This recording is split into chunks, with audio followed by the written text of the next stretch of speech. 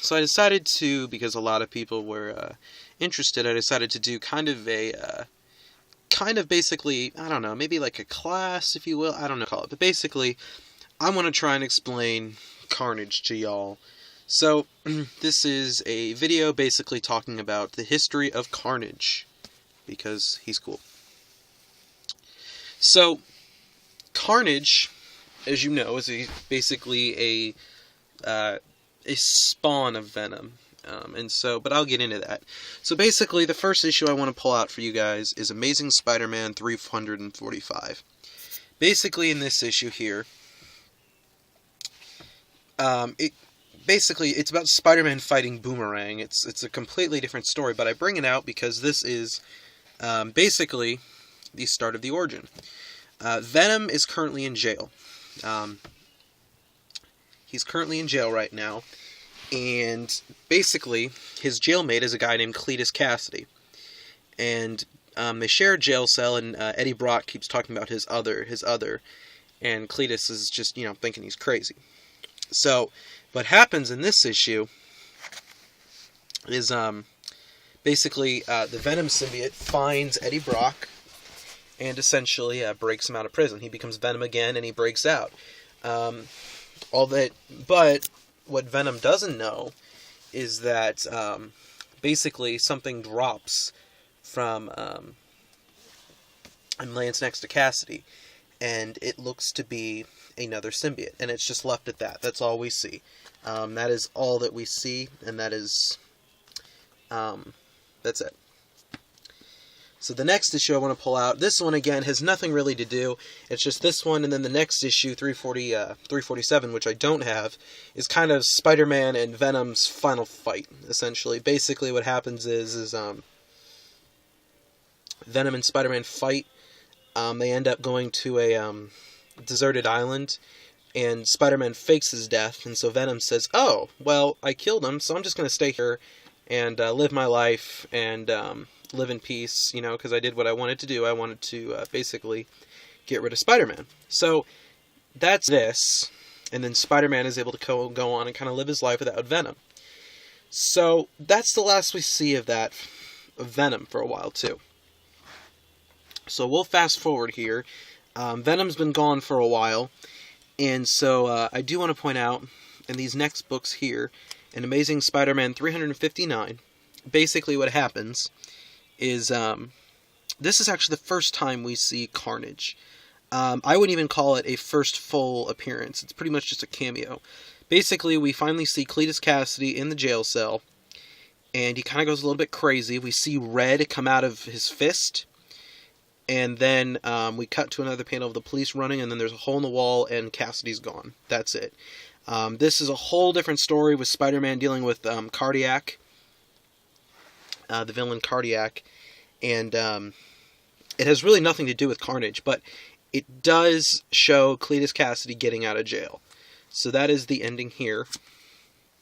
And then in the next issue, 360, basically again, it's continuing the Cardiac story, but again, we also get another version of Carnage.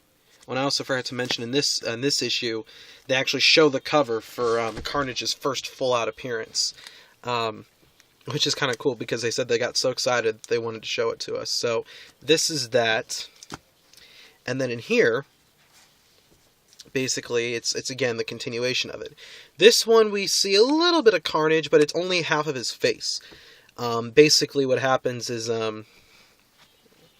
he kills a man, and then all you hear him say is, "This is the first victim of Carnage." So Carnage shows his face, his legitimate face in this one, but again, that's the last we see of him. So this is the big one. This 361. This is the considered the first full appearance of Carnage as a villain. So very, very cool here. Basically, this is basically Spider-Man finding out that Carnage is legit. So what Carnage is, basically, again, it was Cletus Cassidy who is him. And so we do learn that his suit is basically Venom's suit had a baby, and this is it right here. Carnage can do a little bit different things than Venom. For instance, Venom can use his suit to attack, but Carnage can actually like detach pieces of the suit and throw it at you, which is kind of cool. It definitely is a cool trick that he has, and he's a lot more crazy. Brock was, I think, a little bit more sane. I mean, he was still, don't get me wrong, I think he was still a bit crazy, but he still wasn't, a wackadoodle. Carnage is just crazy. Venom's, own goal was to just destroy Spider-Man. Carnage's goal is really just to cause chaos and destruction, and to quote the animated series, carnage throughout the land. So, pretty cool there. So this is, again, his first full appearance. Spider-Man then realizes, I can't take this guy on my own. I mean, I'm going to need some help. So he ends up going to the deserted island where Venom is, and he says, yeah, I'm going to need your help. I've been lying to you, though. I'm not actually dead, but I do need some help taking this guy out. And Venom, he hates Spider-Man, but he doesn't want innocent people to get hurt. So he does agree to come and help Spider-Man. So working together, Spider-Man and Venom eventually defeat Carnage. It takes place in 2 other parts. But eventually Venom is captured by the authorities, and he gets all ticked off at Spider-Man. And that will lead to Amazing Spider-Man 375. But I guess that's another video for another day. So, Carnage, I mean, there's not a whole lot to say about the guy, because he's kind of just something that Marvel put out because, Venom was doing so well, let's create another symbiote character, so we get Carnage. But Carnage did get some cool stuff later. In the 90s, he got the story Maximum Carnage, which is pretty much, and there's 3 issues of it here. Then you have this one, and then this one here. And so basically what happened in this story is